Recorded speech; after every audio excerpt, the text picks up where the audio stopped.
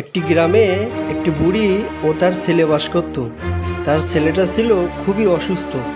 বুড়ি তখন বলতে লাগলো, আমার কি কপাল, ছেলেটাও অসুস্থ, ঘরে কোনো দানা পানি নেই, আমি এখন কি খাবো, কোথায় যাব, কার কাছে যাব, হায় হায় কি কপাল, যাই একটু বাজারের দিকে দেখি কেউ ভিক্ষা টিক্ষা দেয় কিনা আমাকে।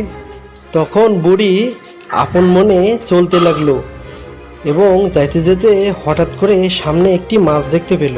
মাছ দেখে বুড়ি তো অনেক অবাক হলো, বলতে লাগলো, ও বাবা, এখানে এই মাছটা কোত্থেকে এলো, দেখি তো।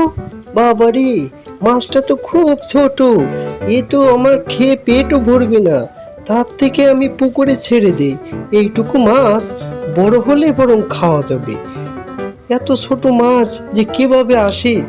এই কথা বলে বুড়ি আবার নিজের মনে বাজারের দিকে যেতে লাগলো।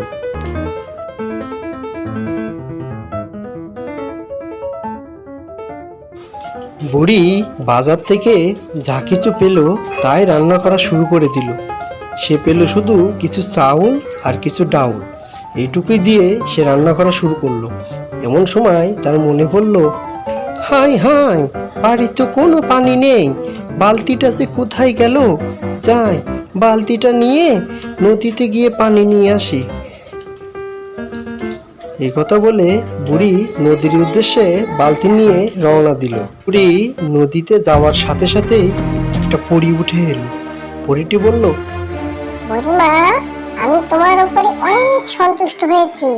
তুমি সেদিন আমাকে মাছ মনে করে ছেড়ে দিয়েছিলে, তাই আমি তোমার উপরে অনেক সন্তুষ্ট হয়েছি। এখন থেকে প্রতিদিন তুমি এখানে আসবে আর পাল্টে পাল্টে মাছ নিয়ে যাবে।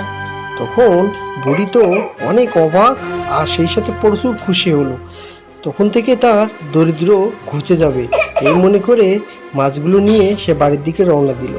তখন তার ছেলে জিজ্ঞেস করলো, মা, কি হয়েছে আমাকে সব খুলে বলো তো, আর আমি বা এত তাড়াতাড়ি কিভাবে সুস্থ হলাম।